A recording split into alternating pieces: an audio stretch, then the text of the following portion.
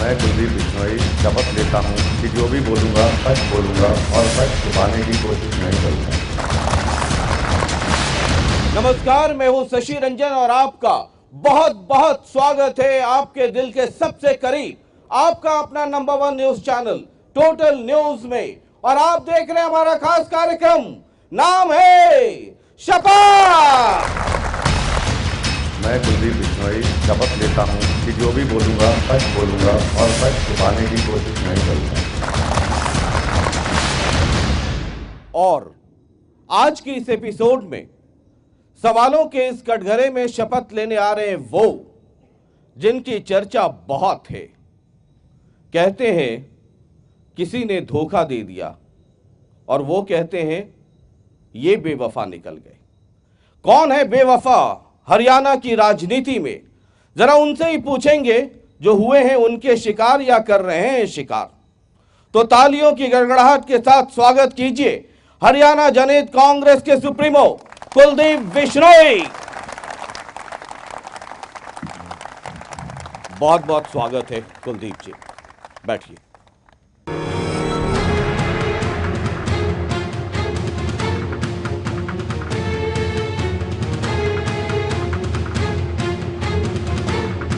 Total news के खास कार्यक्रम शपथ में आप सभी का स्वागत है। शपथ के कटघरे में आज मौजूद हैं हरियाणा जनहित कांग्रेस के अध्यक्ष कुलदीप बिश्नोई। कुलदीप बिश्नोई आज शपथ लेंगे कि वो जो कहेंगे, सच के सिवा कुछ नहीं कहेंगे। कुलदीप बिश्नोई के लिए कहा जाता है कि सियासत उन्हें विरासत में मिली है। अपने पिता चौधरी भजन लाल की सियासत की विरासत को वो आगे बढ़ा रहे हैं। हाल ही में इनकी पार्टी और बीजेपी का गठबंधन टूट चुका है। सियासी गलियारे में पले बड़े कुलदीप बिश्नोई इस जमात की बारीकियों को बखूबी समझते हैं।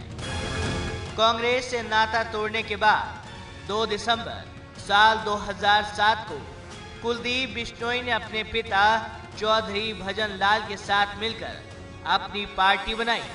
इसके बाद पहली बार साल 2009 के चुनाव में हरियाणा की 90 विधानसभा सीटों में से इनकी पार्टी 87 विधानसभा सीटों पर चुनाव लड़ी थी, जिसमें 6 सीटों पर हजका को जीत हासिल हुई।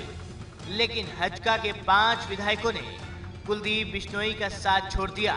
कुलदीप बिश्नोई 2 बार सांसद और 2 बार विधायक भी चुने जा चुके हैं। इनके पिता 3 बार हरियाणा में मुख्यमंत्री का पद संभाल चुके हैं, जबकि भाई चंद्रमोहन हुड्डा सरकार में डिप्टी सीएम रह चुके हैं। कुलदीप बिश्नोई ने अपने सियासी करियर में तमाम उतार चढ़ाव भी देखे हैं। इन्हीं दर्द और नई उम्मीदों के साथ कुलदीप शपथ के कटघरे में आ चुके हैं। तो शुरू की जाती है शपथ की कार्रवाई कुलदीप बिश्नोई के साथ।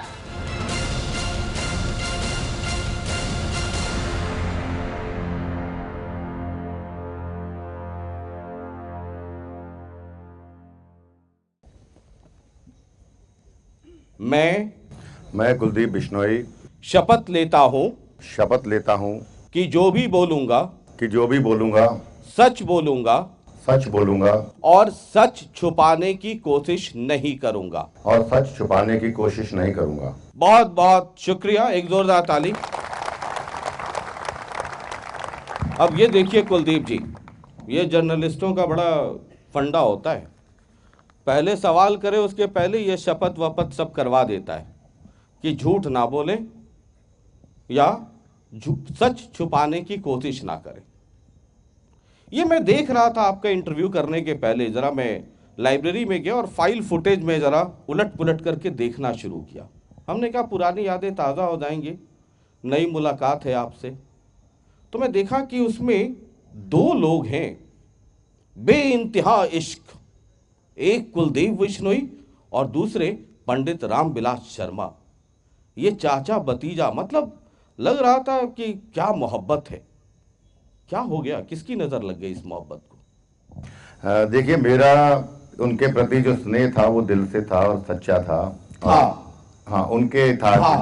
और उनका जो स्नेह था वो सिर्फ दिखावा था और इस्तेमाल का था। अच्छा, मतलब दोनों था। बिल्कुल, अब अलायंस नहीं है तो था, जो सच्चाई सामने आई तो हमने एक दूसरे का साथ छोड़ा तो था ही कहेंगे इसको। किसने बेवफाई की है? वो कहते हैं कि आप कहते हैं वो बेवफा निकल गए, और वो कहते हैं कि आप नासमझ हैं। ये नासमझ कौन है, बेवफा कौन है? देखिए, जहाँ तक नासमझ की बात इन्होंने कही, तो जब मेरे साथ अलायंस 2011 में किया तो कुलदीप बिश्नोई तो तब भी वैसा ही था। जो उनको आज अगर नासमझ दिख रहा हूँ तो उस वक्त समझदार कैसे दिख रहा था मैं, क्योंकि तब उनको मेरा इस्तेमाल करना था। तो भारतीय जनता पार्टी का इतिहास झूठ बोलने का रहा है। और जहाँ तक अलायंस टूटने की बात है, वो कह रहे हैं हमने तोड़ा, किसने तोड़ा। हालांकि इस बात को मैं महत्व नहीं देता, क्योंकि भारतीय जनता पार्टी का जो इतिहास रहा वो जनता जानती है। वो आप भी जानते थे। हाँ, मैं उस पर आ रहा हूँ। उसके बाद अगर आप बयान पढ़ें अनिल विज साहब के, रामविलास शर्मा जी के या और इनके नेताओं के, बार बार उनका ये कहना कि भाई हमारी तरफ से तो अलायंस टूटा हुआ है, कुलदीप समझ नहीं पा रहे तो हम क्या करें, ना समझी है। और उसके बाद उनके प्रभारी, सह प्रभारी खुले तौर पे पब्लिक मीटिंग्स के अंदर ऐसी बात कहें कि भाई ये हजका को ख़त्म कर दो, कांग्रेस को ख़त्म कर दो, लोकदल को ख़त्म कर दो, तो अलायंस था कहाँ? उनकी हिम्मत नहीं हो रही तोड़ने की। और मैंने जो पब्लिक चाहती थी, हमारे कार्यकर्ता चाहते थे, मैंने हिम्मत दिखा के इसको तोड़ा।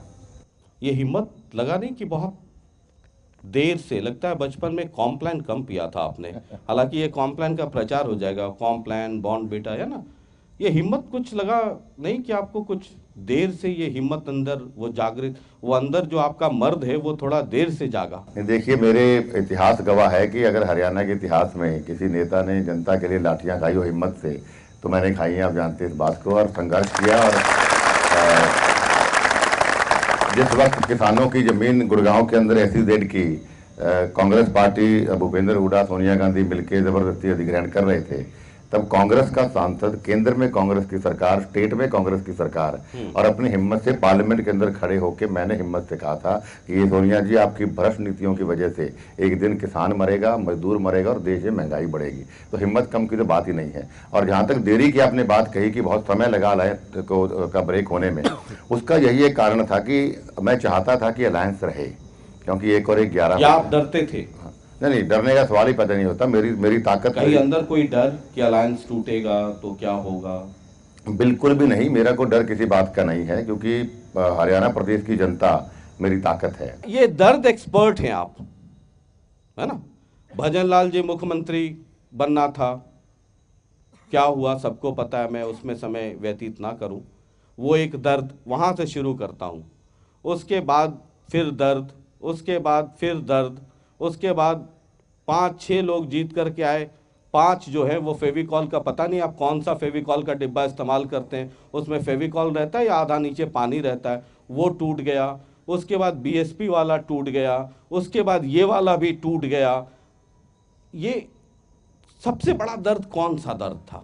नहीं, देखिए, आपने कहा कि एक के बाद एक लोगों ने धोखे हमें दिए, तो मैं समझता हूँ इतने उतार चढ़ाव के बाद भी अगर मैं ताकत से खड़ा हूँ तो ये मेरी हिम्मत है। ये कमजोरी समझ लीजिए किसी सरकार की। और जहाँ तक फेविकॉल की आपने बात कही कि लोग छोड़ के जा रहे हैं, तो धोखा देने वाला बुरा होता है, धोखा खाने वाला नहीं। फिर तो मैं भी सकता था, कुर्सी तो मैं भी ले सकता सरकार की, किसको अच्छी नहीं लगती। लेकिन मैंने सिद्धांतों की राजनीति की है, ईमानदारी की है। उन्होंने मुझे खरीदने का प्रयास किया, मैं नहीं बिका। नहीं, मैं तो फेविकॉल इसलिए कह रहा हूं कि आपका जितना जोड़ है ना वो खुल जाता है बीच में ही, चुनाव के पहले ही खुल जाता है। BSP का खुल गया, BJP का खुल गया। मैं इसलिए पूछ रहा हूं, वहां सरकार बनने के पहले विधायकों का खुल गया, तो वो फेविकॉल आप चेक करते हैं कि नहीं चेक करते? देखिए, ये सब तो बिना पैसे का, मैं किसी कंपनी का भी इस्तेहार कर रहा हूं, लेकिन फिर भी देखिए, हरियाणा का अगर आप इतिहास उठा के देखें या देश का इतिहास उठा के देखें, कौन सा ऐसा नेता है जिसके विधायक ऐसे मौके पर बिक कर ना गए हों? 82 में चौधरी देवीलाल जी के विधायक बिके सारे, 92 में चौधरी बंसीलाल जी के विधायक बिके सारे, मायावती जी के विधायक राजस्थान में चारों के चारों बिक कर चले गए, तो मेरे ही बिक गए। तो क्या देवीलाल जी को, बंसीलाल जी को, मायावती जी को कोई फेविकॉल कम है या राजनीति नहीं आती है? तो ये मौका परस्त लोग गलत होते हैं, हमारे जैसे लोग गलत नहीं। मतलब आपका फेविकॉल ठीक है? मेरा फेविकॉल, मेरा प्यार हरियाणा की जनता है जी। जरा हम आ जाते हैं वापस, ये जो आपका नया नया प्यार अभी जो टूटा है, जो मैं बेइंतहा इश्क जो कहता हूँ BJP के साथ, चाचा भतीजे की जोड़ी बड़ा पॉपुलर हो गई थी हरियाणा में। पहली दफा आपको कब लगा, ईमानदारी से बताइएगा, शपथ लिया आपने, पहली दफा कब लगा कि शायद आगे चलना मुश्किल होगा? देखिए, सबसे पहली दफा तो मुझे अलायंस से पहले ही लगा था कि भाई अलायंस ठीक रहेगा। अच्छा, मतलब हाँ, वहीं पे आ रहा हूँ मैं, क्यों, इसीलिए हमने लिखित अलायंस किया। हाँ, ये भी हिंदुस्तान के इतिहास में मुझे लगता है ये पहला या दूसरा नहीं, इंसिडेंट पहला इंस्टेंस है मेरे ख्याल से। अब आखिरी समझ लीजिए कि मतलब जवान आपको की बीजेपी वैल्यू में नहीं। भरोसा नहीं था? बिल्कुल शुरू से नहीं था, लेकिन हमने जिस प्रकार का अलायंस किया, मुझे लगा गडकरी साहब प्रधान हैं और हर्षवर्धन जी अच्छे नेता हैं, कृष्ण पाल गुर्जर जी प्रधान थे, जिस प्रकार की बातें की, तो एक पॉपुलर डिमांड थी कि भाई अलायंस हो तो अच्छा, मंजिल आसान होती है जो आप सेवा करना लोगों की चाहते हैं। तो हमने डॉक्यूमेंटेड अलायंस किया था।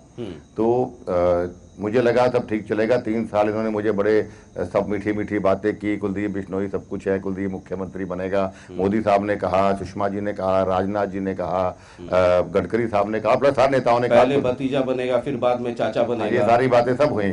लेकिन पहली बार मुझे उस वक्त लगा जब करनाल सीट के अंदर हम विनोद शर्मा जी को पार्टी में देना चाह रहे थे कि भाई वो चुनाव लड़ें, तब इन्होंने जिस प्रकार का विरोध किया बड़ा दुर्भाग्यपूर्ण था। क्योंकि मेरी हरियाणा जनहित कांग्रेस पार्टी में कौन शामिल होगा इसका हम फैसला करेंगे, बीजेपी नहीं करेगी। बीजेपी में कौन शामिल होगा कुलदीप फैसला नहीं करेगा। लेकिन आप अड़ नहीं पाए ना उस वक्त, क्योंकि मैंने जबान दी थी गठबंधन के, मैं जबान का आदमी हूँ, मेरा इतिहास गवाह है। तो मैंने उस वक्त जबान दी थी कि भाई, उन्होंने कहा कि लोकसभा में हमारा इंटरेस्ट है, विधानसभा के अंदर आपका इंटरेस्ट है, तो लोकसभा में जो हम चाहेंगे वो आपको माननी पड़ेगी, विधानसभा में जो आप कहेंगे वो हम मानेंगे। तो मैंने धर्म निभाया उनकी, मैंने विनोद शर्मा जी को भी नहीं लिया, चंद्रमोहन जी की भी टिकट अनाउंस करके हमने उनको वापस उनको विड्रॉ कराया, फिर हमारी सीट भी ले ली। तो उस वक्त से मुझे शक क्लियर ही हो गई थी बात की विधानसभा के बाद, लोकसभा के बाद ये शायद अलायंस तोड़ेंगे। आपने अपने राजनीतिक जीवन में, आपको कभी लगता है अकेले में बैठते हो तो कुछ गलतियां आपने की हैं जिसका खामियाजा आपको भुगतना पड़ता है? अगर करनाल के वक्त में ही आपने अपने अंदर के मर्द को जगा दिया होता तो शायद आज ये दिन नहीं देखने होते। देखिए, राजनीति में कोई भी फैसला जल्दबाजी में नहीं किया जाता है, हर चीज़ को तर्क वितर्क सोच के किया जाता है। और जैसा मैंने अभी आपको कहा कि कुलदीप बिश्नोई कट सकता है, लेकिन जबान ने अपनी वापस ले सकता है। मैंने जबान दी थी उनको कि भाई, मैंने जबान दी थी भारतीय जनता पार्टी को कि लोकसभा के सरकार बनने तक मैं आपकी हर बात मानूंगा। उन्होंने पल पल मेरा गर्दन दबाने का प्रयास किया, लेकिन मैं जबान पे खड़ा रहा। लेकिन लोकसभा के बाद जब बीजेपी ने अपना जबान वापस लेने की कोशिश की, तो फिर उसके बाद तो हमें कोई न कोई रास्ता अपनाना ही था जो सही है।